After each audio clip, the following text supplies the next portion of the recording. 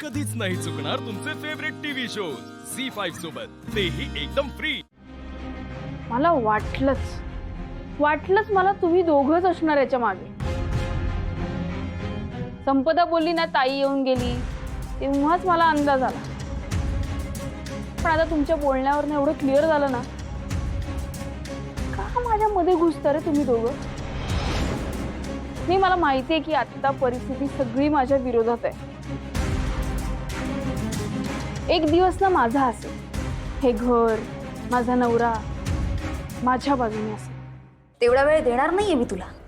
तू आता कितीही विचार कर, कितीही स्वप्न रंगव, पण मी तुला या घरात टिकूच देणार नाही। किती दिवस टिकायचं, कसं टिकायचं हे सगळं मी बघीन। तुम्ही माझ्या मध्ये पडू नका। नाही, आत्ताचं ठीक आहे, पुढच्या वेळेला मध्ये पडलात तर मग। एक्सक्यूज मी, धमकावतेस? नाही, मी फक्त सांगतेय।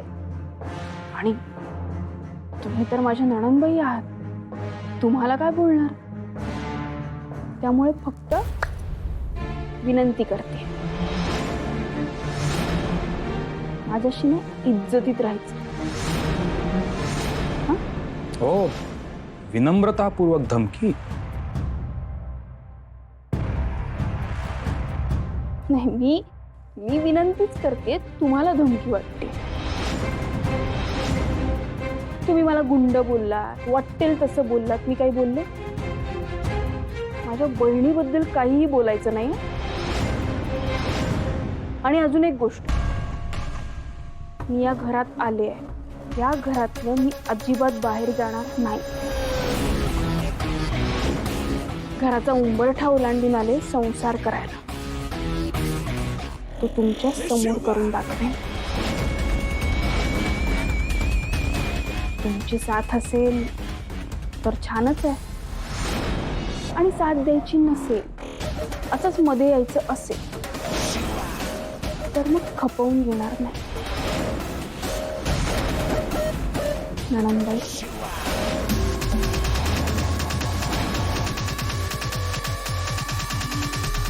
येते।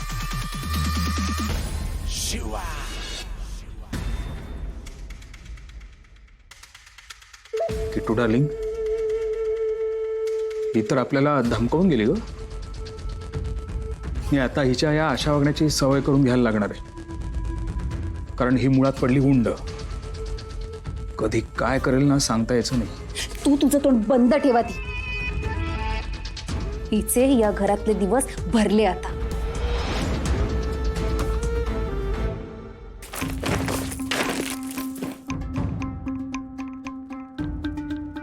त्या शिवाने आशुशी लग्न केलंच कसं? मला तर म्हणाली होती छकुला फक्त माझा मित्र आहे, पण आता झाली छकुल्याची छकुली। आई आणि बाईजींनी पण बरं लग्न होऊ दिलं त्यांचं, तर माझ्यामुळे, फक्त माझ्यामुळे शिवाच्या नशिबात एवढं मोठं घर आलंय, आणि मी या 3rd क्लास हॉटेलमध्ये बसलीये सडत। पण शिवा आणि आशूचं लग्न झालंच कसं? आईला विचारायला हवं।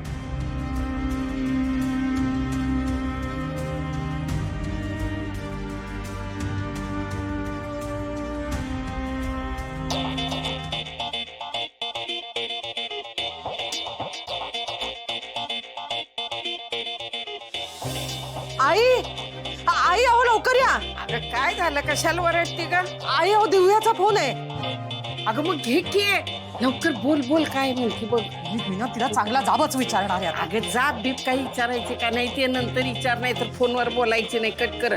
बोल पटकन।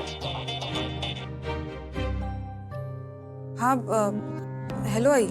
हा दिव्या, अगं कुठे आहेस तू? तू काय केलंस तुला कळतंय का?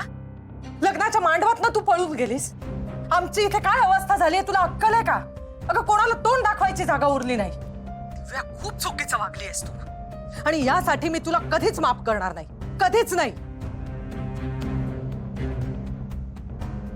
परत ते जाऊ दे, मला सांग कुठे आहेस तू? कोणासोबत आहेस? कशी आहेस तू? हो आई, मी बरी आहे, तू टेन्शन घेऊ नकोस। अगं टेन्शन घेऊ नको काय?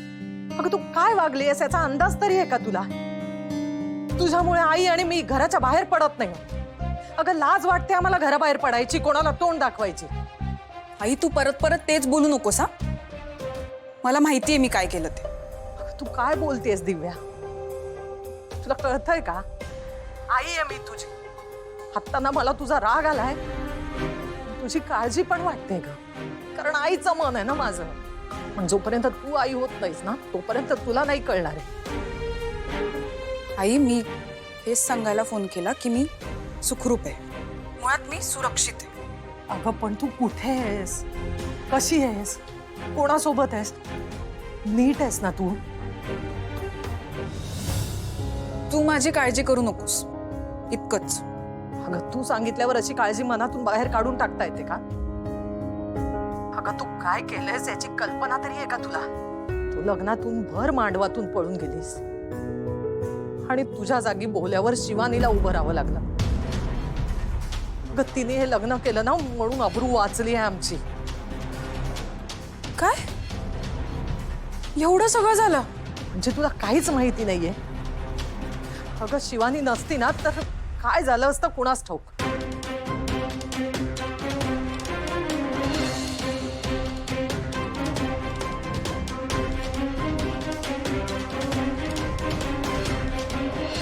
अगं शिवानी होती ना म्हणून अब्रू वाचली आपली. एवढं सगळं करून तुला शिवाचीच पडली.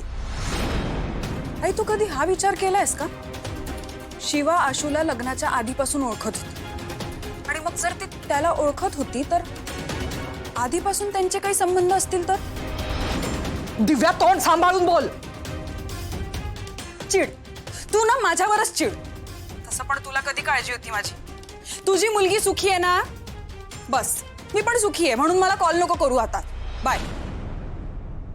दिव्या अगं पण तू कुठे? दिव्या काय झालं? कुठं आहे ती? काय सांगितलं का नाही? नाही ना, उलट माझ्यावरच चिडली ती. आपल्यालाच दोष देत होती की आपल्यामुळे हे सगळं घडलंय म्हणून. हा. काय म्हणावं ना या पोरीला, काय कळन असं झालंय. लहानपणापासून हट्टी, ते आत्ता पातूर हट्टीपणा काही सोडत नाही. अगं पण कुठं आहे काय आहे ते तरी सांगितलं का तिनं? काही बोलली नाही ती, पण जिथे कुठे आहे तिथे सुखरूप आहे असं म्हणाली. सुखरूप आहे एवढं सांगितलं म्हणजे झालं.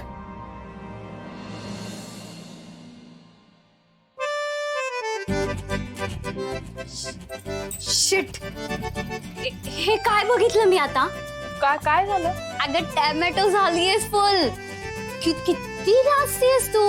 मी कुठे लागते? असं काही नाहीये. अच्छा तू नाही लाजतेस. आत्ता बघितलं मी किती लाजत होतीस ते. गप्पच. हो जाणारेस तू डंबोच्या रूम मध्येच जाणारेस. तू काय बोलते? मला नाही कळते. आणि मी आज तिथे जायचंय. अगं वेडाबाई, तुझं कायमचं शिफ्टिंग होणार आहे आता डंबोच्या रूम मध्ये. तू वेडी आहे का? काही बोलते पागल. तू पागल आहेस का? काय झी5 ॲप डाउनलोड करा आणि पहा सर्व एपिसोड्स एकदम फ्री.